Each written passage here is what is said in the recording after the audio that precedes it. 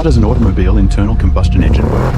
In the beginning, there was motion, and humankind desired a way to summon it without horses, sails, or sheer muscle. And so, by fire and steel, the internal combustion engine was born, and it has carried us across deserts, mountains, and highways ever since. But how does this curious heart of the automobile actually work? Let us peer inside, for within the humble metal block lies a chamber of fire, a place where air and fuel are joined together in a union so violent yet so controlled that wheels themselves are compelled to turn. At its core, the engine is a great cycle, repeating itself endlessly, like the rising and setting of the sun.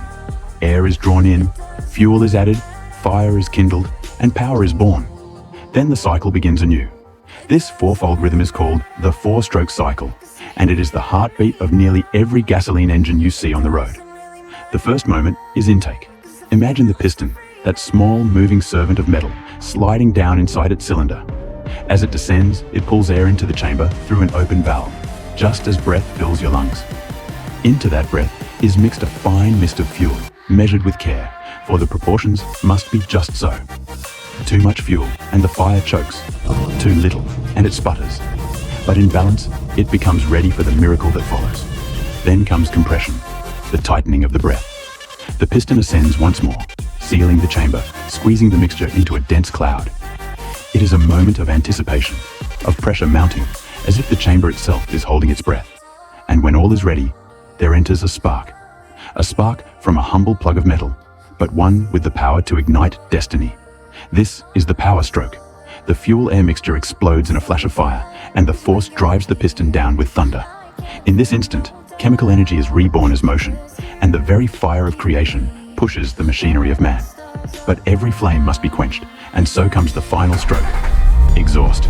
The piston rises again, sweeping away the burnt gases, casting them out through another valve like smoke leaving a chimney. And thus, the chamber is cleansed, ready to breathe again. Intake, compression, power, exhaust. The cycle eternal. 4 movements, repeating thousands of times every minute, so fast and so ceaseless that the car carries you forward with no hint of the furious rhythm within. Yet a single piston cannot move a carriage alone.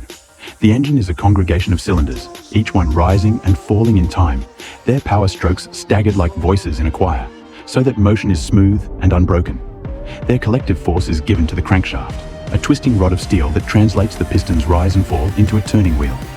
Around it, gears and belts, pumps and valves all serve to keep the cycle alive, bringing air, feeding fuel, carrying away heat. Oil flows through narrow channels like lifeblood, reducing friction so that the parts do not grind themselves to dust. The radiator carries away excess heat, for the fire within burns hot, and without cooling the whole engine would perish. And here lies the paradox. An automobile engine is at once delicate and indestructible. It relies on countless tiny parts working in harmony, yet it endures explosions every second of its life. Each journey you take is powered by hundreds of controlled detonations per minute, fire imprisoned in steel chambers, turned into something as smooth and mundane as the turning of tires on asphalt. And though it is ordinary to us, it is nothing less than a miracle of fire harnessed for motion. But like all miracles of man, it bears a cost. The fire that moves us also consumes. Fuel is burned, and the breath of the engine becomes smoke released into the sky. For every mile we travel, the balance of the earth is burdened. The Bible tells us that mankind was given dominion over the earth, yet also the responsibility to tend and keep it. The internal combustion engine, for all its brilliance, reminds us of both sides of that truth.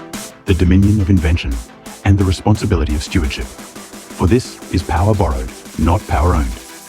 The day will come when engines fall silent, and new forms of motion take their place. But until then, the pistons rise and fall, the spark ignites, and the automobile carries us forward. Thus, the mystery of the engine is unveiled. Not sorcery, not chance, but the endless cycle of intake, compression, fire, and release. 1,000 small explosions, bound by rhythm, chained in steel, giving life to machines of motion. And so long as we pour fuel into its veins and tend to its parts, it will continue to serve us. A furnace of fire beneath the hood, a reminder that even the simplest drive is carried by the most ancient forces of the world. Breath, fire, and the turning of wheels.